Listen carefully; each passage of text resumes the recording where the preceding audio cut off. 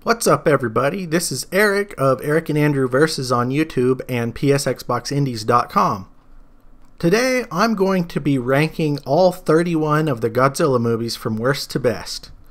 This is not meant to be definitive or anything, it's just my personal picks. It's also not a judgment of pure quality either, just how they rank as my personal favorites. Number 31, Godzilla's Revenge.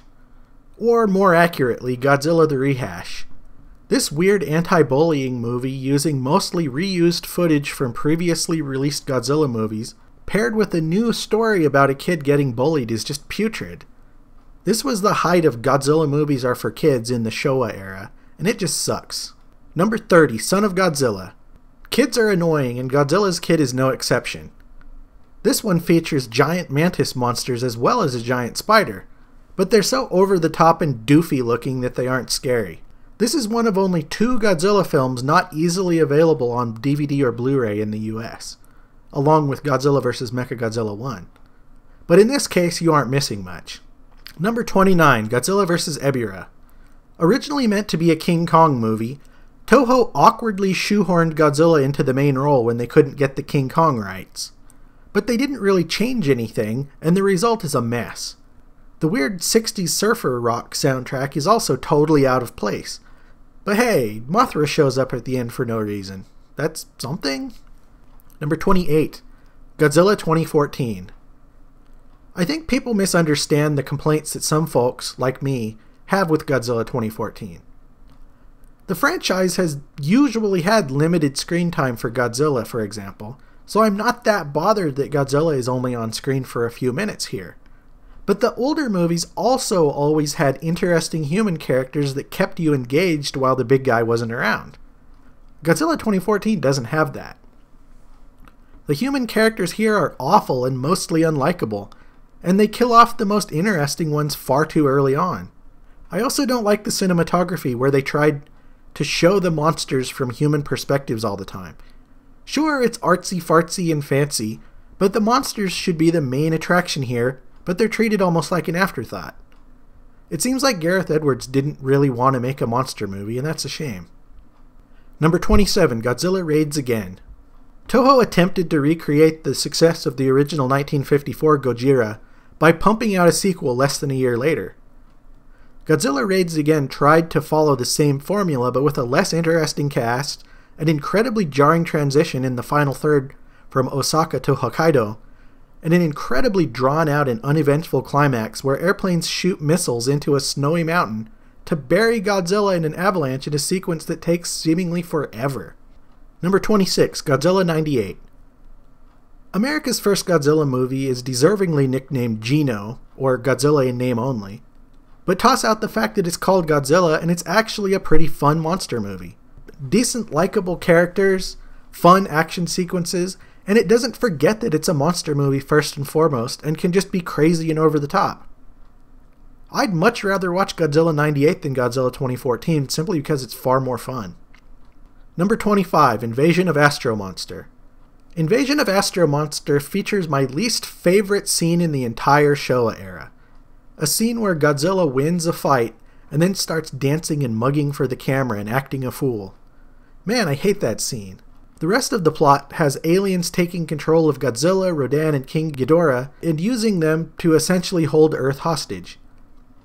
The alien mind control is broken, of course. The monsters fight, the aliens destroy themselves, and everything is honky-dory.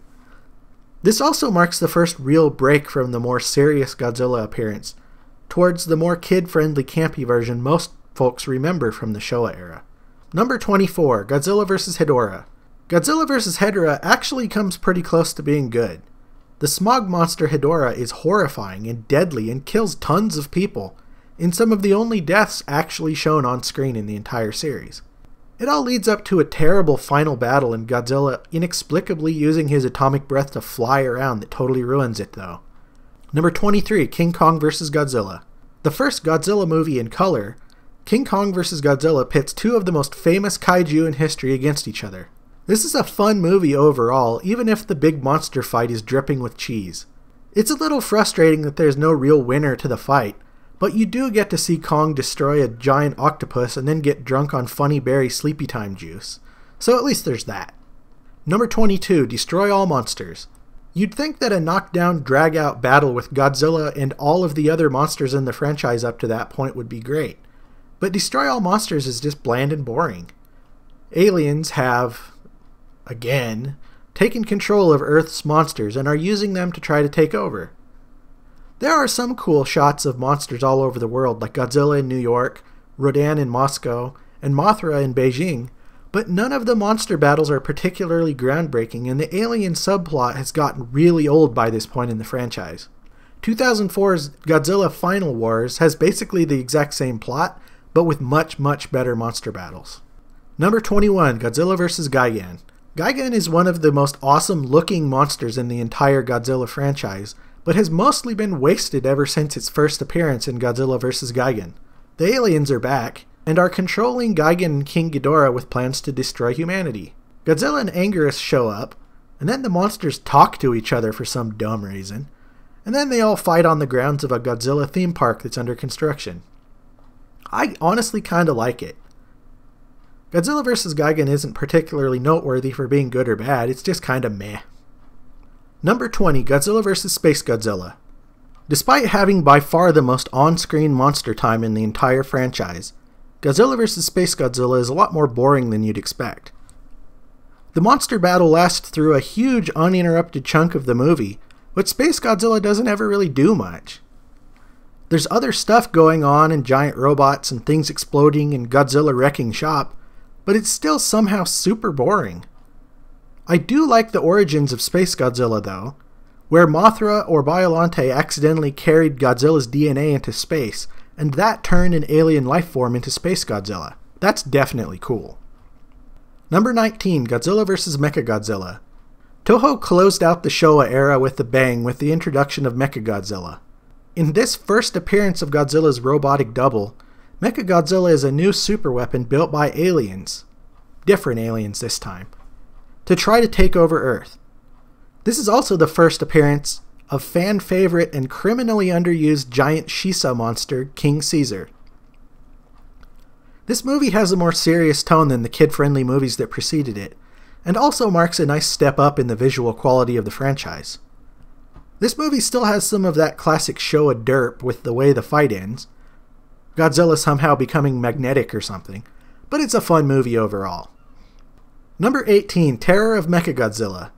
A direct sequel to Godzilla vs. Mechagodzilla, the aliens survived and rebuilt Mechagodzilla, and now there's also a tall, skinny dinosaur named Titanosaurus. Titanosaurus is actually pretty cool though, and the plot of a reclusive scientist and his cyborg daughter and Godzilla coming in to save the day is genuinely solid. Number 17, Godzilla 84. After taking a 10-year break after the corny, campy Showa movies, Toho brought Godzilla back in 1984 as a mean and wild and destructive badass rather than a friend of Earth.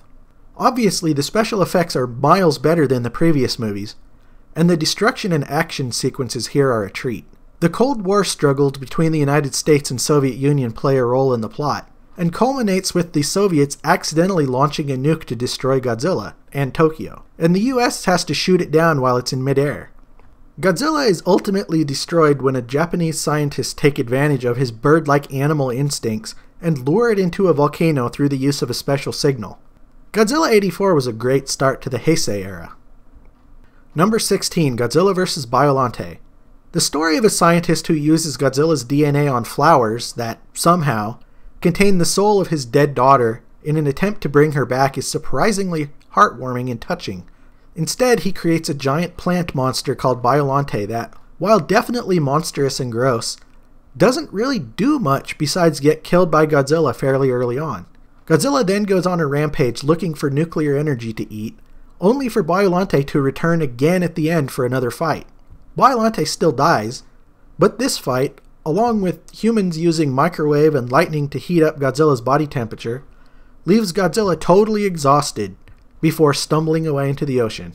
This movie is kind of beautiful in a lot of ways you don't expect from Godzilla, but still packs plenty of action. Number 15, Godzilla vs. Mothra. Godzilla swims through underground lava and eventually comes out of Mount Fuji. I repeat, Godzilla swims through lava and erupts from a freaking volcano in this movie. And there are two Mothras too. The friendly Mothra and its evil twin Batra. Batra destroys Japan a bit, as monsters are known to do, but it isn't really evil. Its mission is actually to fly into outer space and destroy an asteroid that will hit Earth in the future. Batra and Mothra team up to beat Godzilla in the end, but Batra is killed, so Mothra and the awesome Mothra fairies go to outer space to deal with the asteroid in its place. Number 14, Godzilla vs. Mechagodzilla 2. Mechagodzilla 2 not only marks the return of Robot Godzilla, but also a baby Godzillasaur as well. Scientists are able to study the baby Godzilla and learn new ways to fight the big one. The baby is actually pretty awesome, and the monster fights featuring Godzilla, Rodan, and a transforming and combining version of Mechagodzilla are fantastic overall. Number 13, Godzilla vs. Megalon. Most people treat Godzilla vs. Megalon as a joke. MST3K made fun of it, after all, but it has a lot of great stuff in it too. Sure, far too much of Gigan's scenes were reused from Godzilla vs. Gigan, but the 2v2 monster battle between Megalon and Gigan versus Godzilla and Jet Jaguar was a ton of fun. Jet Jaguar freaking rocks! And honestly, taken in context, the Godzilla dropkick isn't nearly as stupid as the GIFs make it look. Godzilla vs. Megalon is one of the better silly movies from the Showa era. Number 12, Godzilla against Mechagodzilla. So how about this idea? We dig up the bones of Godzilla from 1954 and use them to build a biological computer brain for a new Mechagodzilla. The only problem is that when the new Mechagodzilla hears Godzilla's roar, it makes it go all feral and crazy and out of control, and it destroys Japan. The humans get control of Mechagodzilla again, of course, and use its incredibly awesome Absolute Zero cannon to freeze Godzilla out in the ocean. This is a super fun movie with a great plot. In sort of a fun touch, Japanese baseball player Hideki Matsui of the New York Yankees makes a cameo appearance since his nickname is Godzilla. I thought that was cool. Number 11, Godzilla vs. Destroya. One of only a handful of movies where Godzilla actually dies, Godzilla vs. Destroya is awesome. I love that it is a callback to the ending of the original 1954 movie, with a new monster created from the remnants of the oxygen destroyer used to kill OG Godzilla. And Destroya is more than a match for the Big G. It is also cool how Godzilla's nuclear reactor heart is essentially melting down after being strained too much during the fight with Space Godzilla in the previous movie. The action is great, the characters are likable, the monster fight isn't boring, and the ending is actually pretty darn awesome. This was a great way to send off the Heisei era in style. Number 10, Godzilla Tokyo SOS. A direct sequel to Godzilla against Mechagodzilla, Tokyo SOS's plot revolves around, once again, the revelation that Mechagodzilla was built with the bones of the original Godzilla, and that is the reason why the new Godzilla attacks Japan. The Mothra fairies show up and tell the Japanese government to return Godzilla's bones, and the rest of Mechagodzilla with them, to the bottom of the ocean, at which point Mothra will take its place as the defender of Japan. This is another fun movie with great special effects, and probably Mechagodzilla's coolest design yet. Number 9, Mothra vs. Godzilla. For a giant monster brawl, Mothra vs. Godzilla is actually pretty lame. Mothra dies pretty easily and is replaced by her two newly hatched larvae that just look like little turds and shoot silk at Godzilla until it gets annoyed and leaves. The real appeal here comes from the human side of the story, which is an interesting tale of greedy businessmen and brave journalists. It also marks the first appearance of the Mothra fairies, played by the musical duo The Peanuts. I'll fully admit, I love the Mothra fairies in all of the incarnations, so they're a big part of why I like this movie so much. Number 8, Ghidorah the Three-Headed Monster. Godzilla's biggest nemesis first appeared in 1964's Ghidorah, the Three-Headed Monster. This three-headed golden dragon is just as badass and pushes Godzilla to the brink. So powerful is Ghidorah, in fact, that it takes the combined efforts of Godzilla, Rodan, and a Mothra larva to finish him off. It does have an incredibly awkward scene where the monsters talk to each other, but the monster fight more than makes up for it. Number 7. Godzilla vs. MEGALON. You know how kids in monster movies are usually the cause of whatever bad things happens later? Well, that's pretty much Godzilla vs. MEGALON. A kid witnesses a secret government experiment, picks up a creepy alien egg thing, and then takes it back to his house. A while later, the egg hatches and a giant bug comes out. Then more eggs are laid, more bugs appear, and before you know it, you have a giant infestation of giant bugs that eventually turn into one really gigantic bug. The action scenes here are awesome, and it's cool to see Odaiba get destroyed. I also love that the human's ultimate weapon is a satellite-mounted black hole gun. It's just cool, yo. Number 6. Godzilla. The original 1954 Godzilla still holds up as an all-time classic. The story of a monster wreaking havoc on an unprepared people and a scientist who would rather die with his weapon than let other people use it is exceptionally well told here. It is also noteworthy as it is essentially a horror movie, particularly when compared to the campy nonsense that followed in the franchise during the 60s. I wouldn't say Godzilla 54 is necessarily one of my all-time favorites, but I do have to acknowledge its importance and the fact that it is one of the only entries in the franchise that is objectively a good movie. Not just good for a Godzilla movie, but a good movie, period. Number 5. Godzilla vs. King Ghidorah. A fan favorite for good reason. The Heisei era introduction of King Ghidorah is awesome. Featuring a time travel plot where future people come back in time to prevent Godzilla from being created because they want to create a King Ghidorah that they can control instead. They succeed in stopping the original Godzilla from being made, but accidentally create a newer, even more powerful Godzilla, thanks to the much more potent nuclear material available in the 90s compared to the 50s. There are good time travelers and bad time travelers, androids, cute little animals called Dorats, and all sorts of crazy nonsense. In a fun twist, King Ghidorah actually ends up being the protector of Earth in this one, thanks to some future technology turning it into Mecha King Ghidorah, after Godzilla blows one of its heads off. This movie kind of has it all. Number 4. Godzilla Final Wars. 2004's Final Wars was Toho's last Godzilla movie until Shin Godzilla, and they went out with a bang.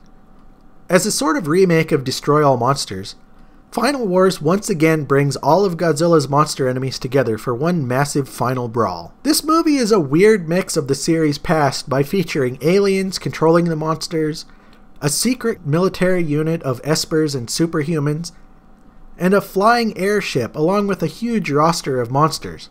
American MMA star and Pride fighting champion Don Fry, who was extremely popular in Japan at the time, plays a major role. The movie is honestly probably too long and has too many plot threads for its own good, but the monster fights, and there are tons of them, are all freaking awesome, with a particularly great final sequence. It is also noteworthy because Godzilla fights the 1998 American Godzilla and kills it almost instantly. Final Wars approaches 1960s Showa Godzilla in terms of over-the-top cheesiness, but it's still a ton of fun.